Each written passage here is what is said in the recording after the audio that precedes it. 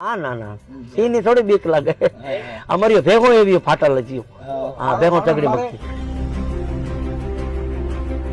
અરે અહીંયા તો અમારે શાંતિ આ ઝૂંપડા આથી પછી હું કેવી મજા ભાઈ ઝૂંપડા મજા આવે સિટી અરે આ ઝૂંપડા તો